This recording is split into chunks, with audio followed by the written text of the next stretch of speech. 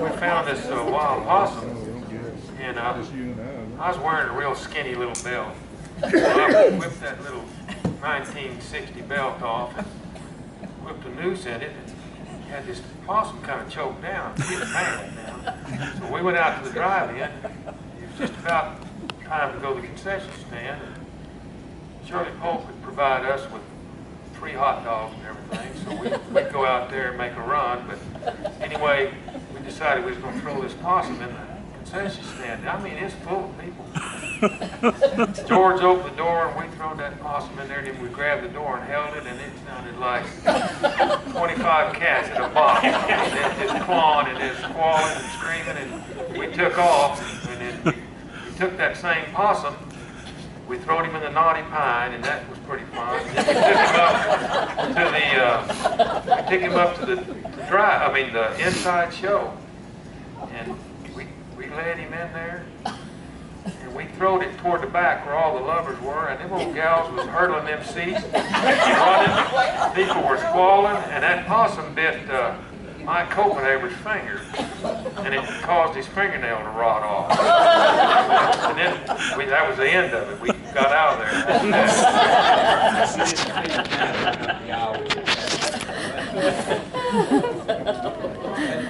We were in about the 7th grade, and we were walking. I don't know what we were doing from high school, but we were walking up behind Frank's pool hall.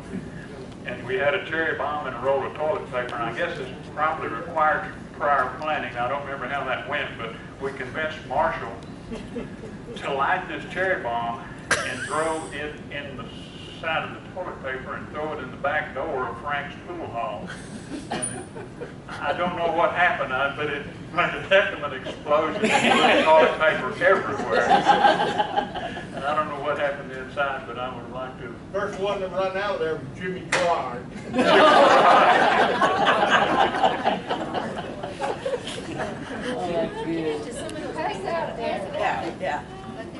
George, ask Phil to tell about what his attachment to his CB radio. Who?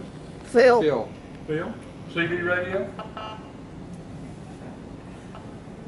I had a PA system on my CB radio, and we used to park it out at Dove's, and it sounded just like their PA system at Dove's. And we'd lock the car up and leave the PA on, and then we'd get in Dickie's car and go up the hill. He had a CB, and we would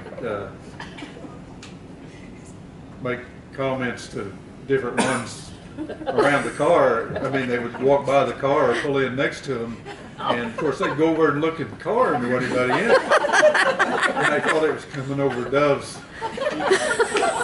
PA system. But we used to have a lot of fun with it. Yeah, he would call in and say, so-and-so's wanted on the phone, and get out of the car and go trotting up there, you know, and then he'd come back. You know. Clark? No. Gilbert? Come on. Coward. Pat? Coward. Anybody else? Gilbert's got some good big line. Gilbert drove us in the drive-in all the time. He'd make us get in the trunk. 50 cents a carload, and they rode in the trunk. 50 cents carload, and they rode in the trunk. Yeah, that was George where we always got in the trunk. It was exciting. thrill. Occasionally I would ride in the drive-in in the trunk, yeah. Anybody else? 2 to 3 times. Oh, yeah. Anybody? Hey, Gilbert, why don't you tell us about the old Texas game when Jeff Laird went up the telephone? I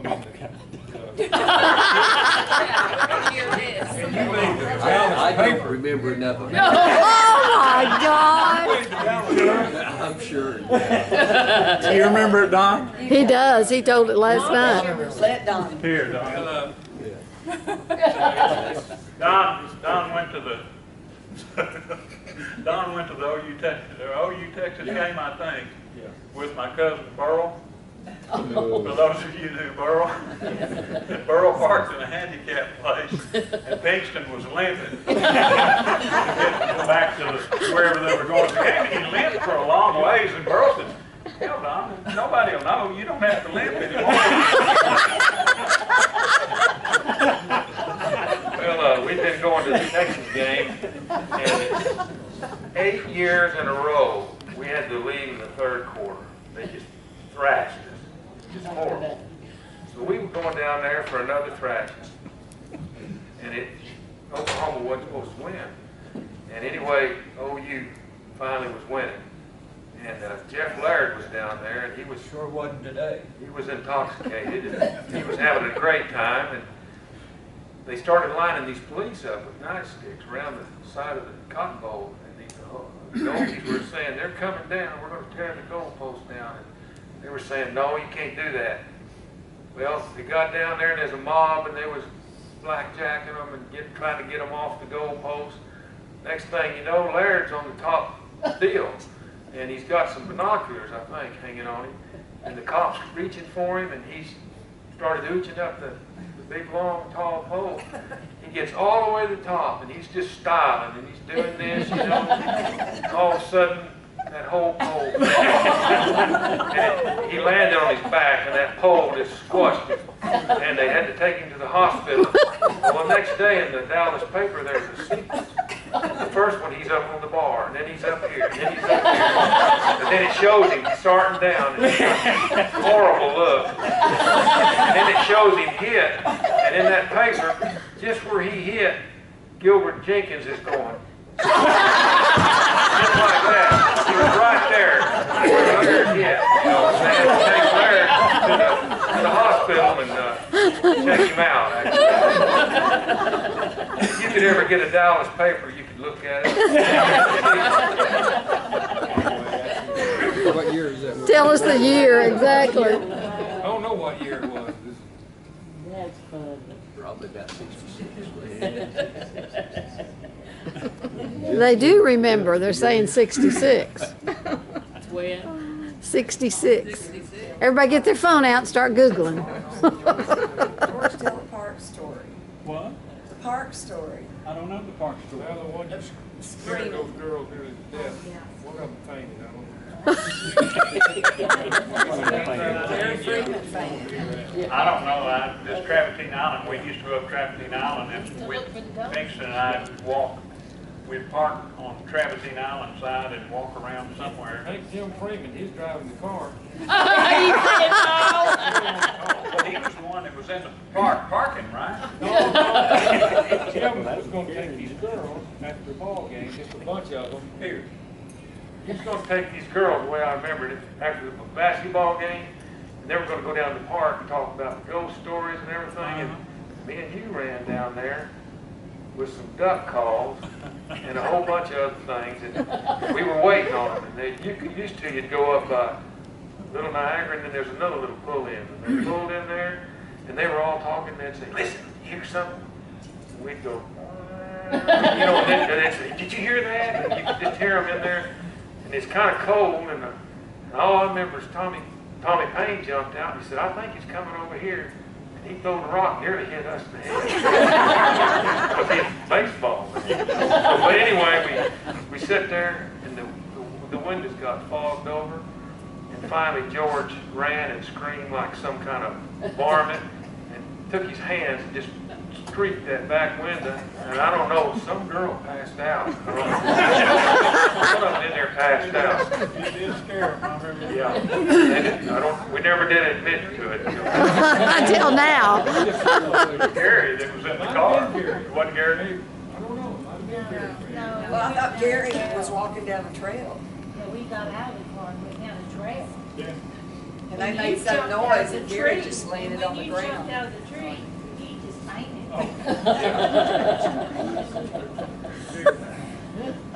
That was a good one. That's all I know.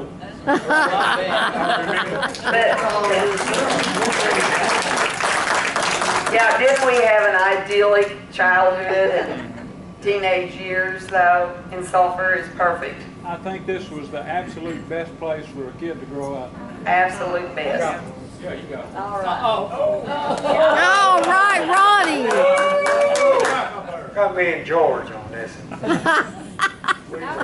I seen it. A continuing theme here. And we let the air out of Miss Roller's car. Miss Bond. We Miss Bond? I think so. Anyway, of course, we had to go to Mr. Duke.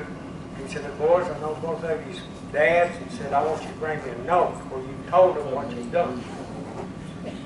Well, my dad, he read all the time after he come in. And I told him, I said, Dad, sign your name right here. I'm going to show you a trick I know.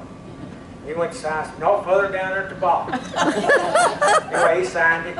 I acted like I was working on it, and I finally told him, I guess I forgot. And I wrote me a nice note.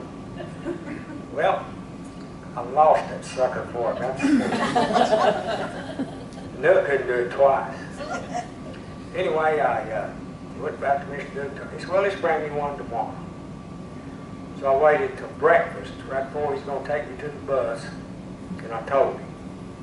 And he just died laughing, wrote me the nicest little note. That's all there was to it.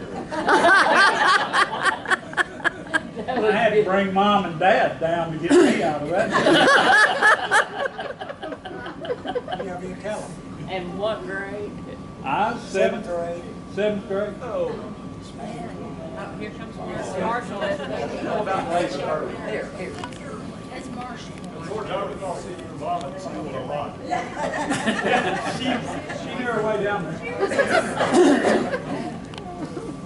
You know, one thing I was thinking last night, a couple of nights ago, the one thing I enjoyed about Sulphur more than anything else, and Sue Collins right here will tell you, on Saturday night, we'd all go to Seaton's drugstore, and everybody'd get out of their cars, say hello to everybody, and everybody'd say hello to us. They'd get a Sunday paper. You could buy a Sunday paper on Saturday night. And sit and talk and visit and go home. And that was an enjoyable time as far as I was concerned. And one thing I can remember, too, and a lot of them can't, at Seton Drug, they used to have a big green scoreboard. And when we would have elections, every little old precinct was down here and had a number, or if it was Hickory voting box or wherever it was. And everybody went to town and sat on an orange crate or a chair or whatever and watched that board to see who won the election. Yeah. And that to me, that was a very enjoyable time. I just thought I'd bring that up. Marshall, the country people would come to see to watch the election. Yeah. It wasn't I was going to tell. Something about Gilbert. You realize the Hearn or some guy's name? Gilbert. David Hurley. Does Okay. anybody remember David Hurley? He and Charles McCatton had a beautiful fight. Okay, I'll get We there. all wound up in trouble, not them. I'll get there. David Hurley came to Sulphur, first day of school. He walked up to me and he said, "My name's David Hurley, what's yours?" And I said, "George Picatone." And he said, "You want to fight?" No, not really. I'm not a fighter. And he said, "Well, you know, I'll be friends from now on." So I shook his hand. And he did that to several other people, and nobody really took him up on it until he went to Charles McCatton. Charles McCatton said, "Don't make me a damn." And Hurley said, "All right, we'll meet over here at this Conoco station. George Stacy's, it wasn't Conoco, but anyway, George Stacy's station after school, and we'll fight." So they did. And Charlie just beat the living tar out of this guy. And he was bloody. They were both scrapped up. Somebody from the school, 7th or 8th grade teacher, came over and broke it up. Well, the next day or two, or maybe the next Monday, we all took him down to Rock Creek. He was a new guy in town. He was our buddy. We wanted to get him, you know, broke in. We wanted to get him, be friends with him. We took him down to Rock Creek during the noon hour. And in the noon hour, we'd go down there and we'd swing on this cable swing that swung out over the creek. And we'd get back and swing, and it was just great to go over the creek. We'd jump off and not get wet. And there was a knot on this tree, like where my thumb is, and the cable was tied way down here. Well, if you swung over that knot, and we got David swinging really big, we pushed him and he was having a great time. And then we started pushing him in a circle. And that cable came back and went over that knot. And the cable went on down like this. And he got right out over the creek, and that cable slipped off that knot. And it slapped the side of his face and almost knocked him out. And he fell off the swing into the water. And he was in the water waist deep, and he was holding on to the swing. And we were cracking up because he was kind of a tough guy, and he was kind of came into our territory. And anyway, we strapped his face and got him wet. The next class was Joe Exendine's class, and he's soaking wet from the waist down. And he walked behind all of us, or with all of us, and we were late. We were late for class a few minutes. And he walked in with water all over. And Joe Exendine took him out and just wore the tar out of him on the paddle. And we were cracking up. Poor David Hurley. Oh, yeah. You didn't want to get a spanking about Exendine or Billy Martin or Foy Stout and Nigel King. Nigel King was out at the last reunion. I told Nigel, I said, Mr. King, one thing about it, you never gave me a spanking because I saw you spank somebody else. Somebody else? Anybody?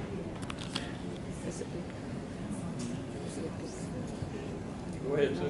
How many remembers Miss Schooling? Oh, yeah. I had never gotten a whipping in my life, even from my mom and dad.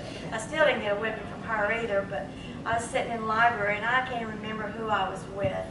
But I don't know, when I get to laughing, I can't stop. It doesn't matter, I can't stop. To this day, I'm still the same way. But she came over and kind of hit me on the shoulder and said, "Who you laughing at, me?" And I said, "No, ma'am." And the more she did it, the more I laughed. She finally took me out in the hallway. That was embarrassing to me. Anyway, she stood me out there and I got to laughing. I couldn't quit laughing. Every once in a while she'd come out there and she said, "You through laughing?" Of course it made me laugh more. And I couldn't help it, but to this day I'll never forget Miss Schooling. Miss Schooling. Standing at the doorway. Anybody else? Yeah. Anybody else? Eddie? Charlene? Yeah. I just want to tell y'all that I have so many memories of Sulphur, this town, these classes. And I'm sitting up here laughing and crying at the same time. I just want to say, don't ever forget our classmates. Don't ever forget, because they were all wonderful. And I appreciate all of y'all so much. And I hope we all can come back in 5 years. And maybe we'll have even more stories the next time. But I think it's a must that we get together. I think it's the most important thing we can do. And she gave up the OU Texas game for us. Yay!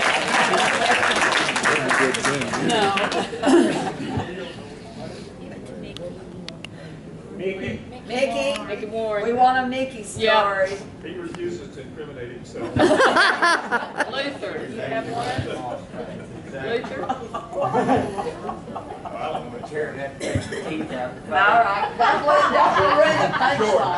George. Okay, in Cameron, Aline and I were the tough girls, I admit it. And we would have fights to see who was the strongest on this hill. And whoever threw the other one off the hill was the king of the mountain and all this stuff. So after the airplane wreck in the 6th grade, I kind of laid around and I kind of got weak. And so I came back to school, and Aline and I were fighting, playing King of the Mountain, and she was whipping my butt. And I knew I was fixing to get thrown off the mountain. And so I spit my partial out that I had just gotten, and I'm like, "Aline, stop, my teeth, we gotta find my teeth." I stopped. And so she stopped whipping my butt, and we started looking for him, and so then I saved face.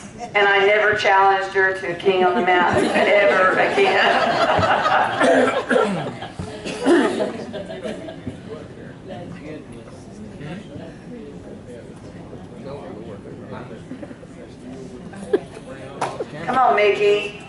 dying to tell something. No. Tell them, Diane. No fair for private stories. Well, I know you girls aren't that angelic. I know y'all got stuff that y'all can do.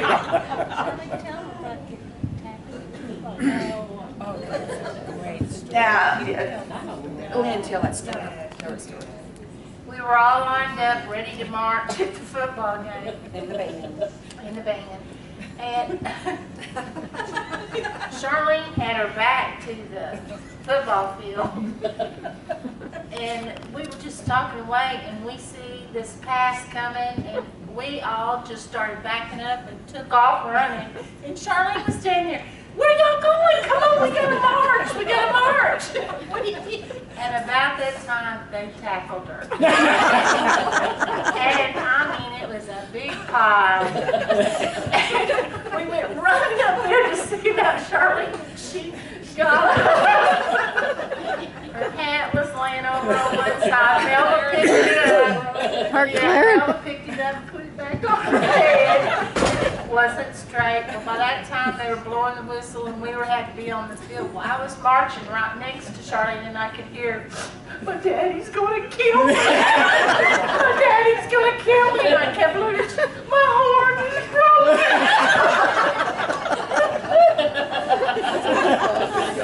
And her daddy didn't kill her.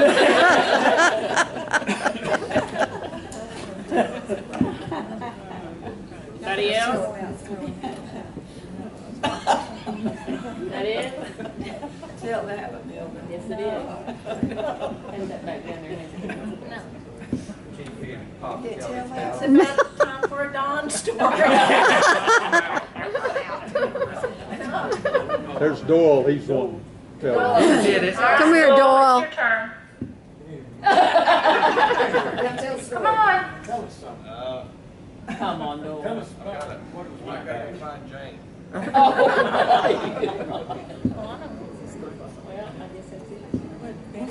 Tell, Charlene, tell the story of Melva.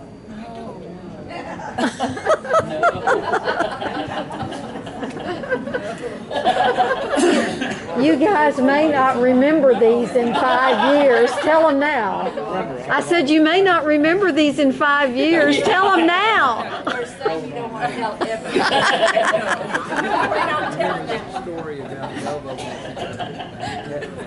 The truck ran over her, she changed her mind and turned, instead of she turned it does, she turned the other way or something like that. They told it on you, Charlene. And we read that story. They told on you, you tell on me. Just like any young lady. It just make her look. I'm too kind a person. Ooh. It would make her look too bad.